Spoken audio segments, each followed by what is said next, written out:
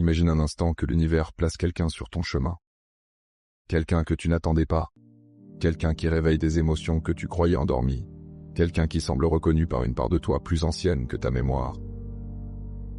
Et pourtant, cette personne t'est inaccessible.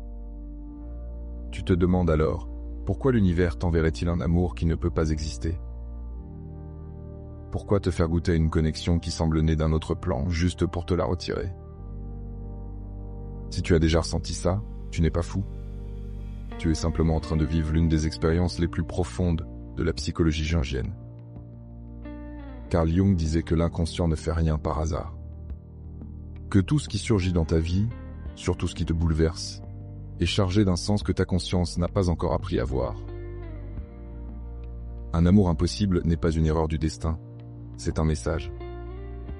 Une révélation. Et souvent, c'est le point de départ d'une métamorphose intérieure que tu n'aurais jamais initiée par toi-même. Quand une personne te percute de l'intérieur, quand elle te touche avec une intensité disproportionnée par rapport à la réalité que vous partagez, ce n'est pas elle que tu rencontres en premier, c'est toi. Ou plutôt, c'est une partie de toi qui cherche à se réveiller.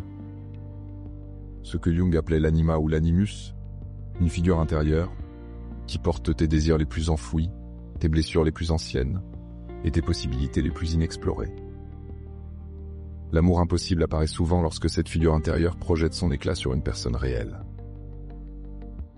Tu crois être tombé amoureux d'elle, de son visage, de sa voix, de sa présence. Mais au fond, c'est une part de toi que tu retrouves en elle. Une part que tu avais oubliée, censurée, niée ou abandonnée, parce qu'elle ne rentrait pas dans les attentes du monde autour de toi. C'est pour ça que ces amours sont si puissants. Ils ne se contentent pas de réveiller ton cœur, ils réveillent ton inconscient. Ils te montrent ce que tu n'as pas osé devenir. Ils reflètent ce que tu pourrais être si tu cessais de te limiter, si tu acceptais enfin d'écouter tes désirs profonds. L'univers t'envoie cette personne pour éclairer un territoire intérieur que tu refuses d'explorer depuis trop longtemps. Et bien souvent, cette rencontre n'a pas pour objectif de se transformer en couple, en foyer ou en histoire concrète. Elle a pour but de t'exposer à toi-même. C'est difficile à accepter, parce que l'âme, elle, ne comprend pas les limites logiques. L'âme ne connaît pas les horaires, les circonstances, les distances, les engagements déjà pris, les incompatibilités sociales ou morales. L'âme reconnaît, elle ressent, elle s'enflamme. Le mental arrive après, et il tente de remettre de l'ordre dans ce chaos. Mais Jung disait que l'inconscient est extrêmement précis, car il active exactement ce qu'il doit activer pour faire bouger ce que tu n'arrives plus à bouger de ton propre chef. Si cette personne avait été disponible, accessible, prête à construire quelque chose avec toi, tu serais resté prisonnier de la projection. Tu aurais confondu la transformation intérieure avec une histoire d'amour extérieur. Et tu te serais peut-être perdu dans une relation qui, au fond, n'était qu'un tremplin. C'est justement parce que cet amour est impossible que tu ne peux pas tricher. Tu ne peux pas te dissoudre dans la relation. Tu es obligé de te confronter à toi-même. Quand la personne t'échappe, tu te retrouves face au vrai travail. Comprendre ce qui t'a attiré, ce qui t'a révélé, ce qui t'a blessé, ce qui t'a mis en mouvement. Tu découvres que tu n'es pas amoureux d'un être humain, mais d'un symbole, d'une possibilité, d'une version de toi que tu n'as pas encore incarnée. Et c'est là que l'univers te pousse doucement dans la direction que tu refuses d'admettre, celle d'évoluer. Un amour impossible peut te montrer ton besoin de profondeur, de sincérité, de spiritualité, ou au contraire ton besoin de liberté, de passion, d'audace. Il peut t'éclairer sur des blessures que tu portes depuis des années. La blessure d'abandon, la peur de l'intimité, la peur d'être vu tel que tu es réellement. Cette personne peut sans le vouloir activer un manque que tu pensais enterrer. Un manque qui demande à être guéri. Elle peut réveiller en toi une force que tu avais anesthésiée pour t'adapter aux attentes de ton entourage. Elle peut te rappeler que tu n'es pas venu ici pour une vie tiède, prudente, contrôlée, mais pour une vie vibrante, alignée, habitée. Et pourtant, malgré cette intensité, malgré cette évidence intérieure, l'histoire reste impossible. C'est là que le paradoxe jungien s'inscrit.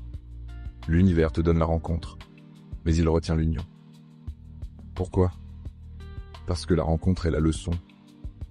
Elle n'a pas besoin de devenir une relation pour accomplir sa mission. Jung disait que ce que tu refuses de voir en toi, la vie te l'amène sous une forme irrésistible. Et quand tu essaies de t'en emparer comme d'un objet extérieur, elle t'en prive. C'est sa manière de t'obliger à regarder dedans. L'univers agit alors comme un pédagogue patient. Il attire ton attention avec une force émotionnelle si puissante que tu ne peux pas l'ignorer. Puis il te place dans une situation où la seule façon de soulager la tension, c'est de comprendre, de grandir, de devenir plus conscient. Peu à peu, tu réalises que l'impossibilité n'est pas une punition. C'est la protection la plus subtile que l'univers pouvait t'offrir. Si cette histoire avait été possible, elle t'aurait peut-être englouti. Tu aurais projeté tes idéaux les plus profonds sur une personne réelle qui ne pouvait pas porter ce poids. Tu aurais transformé la relation en dépendance, en confusion, en douleur.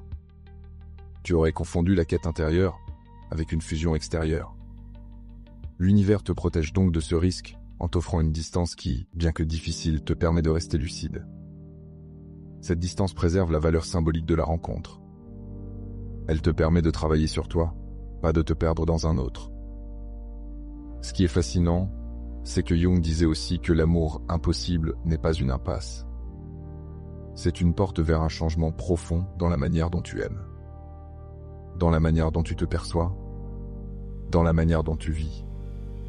Une porte qui te pousse à reconquérir ton intégrité, à récupérer les morceaux de toi que tu as laissés derrière.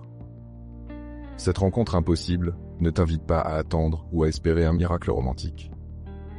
Elle t'invite à redevenir entier, à cesser de chercher dans l'autre ce que tu refuses d'activer en toi. Et un jour, parfois longtemps après, tu réalises que la personne que tu pensais destinée à toi n'était pas une destinée, mais une initiation. Tu comprends que c'était pas un amour perdu, mais un amour révélateur. Il t'a montré où tu pouvais aller et ce que tu pouvais devenir. Si un amour réel doit venir plus tard, il viendra lorsque tu ne demanderas plus à quelqu'un de compléter ce que tu n'oses pas être. L'univers ne t'envoie jamais un amour impossible pour te briser. Il te l'envoie pour te réveiller. Pour te rappeler que la transformation la plus puissante ne vient pas d'une relation, mais de la rencontre avec ton propre inconscient. Et lorsque tu auras intégré tout ce que cette expérience t'a appris, tu verras que rien n'était perdu. Tout était en train de se mettre en place pour te préparer à un amour qui, cette fois, sera possible, parce qu'il sera aligné avec la personne que tu es devenue.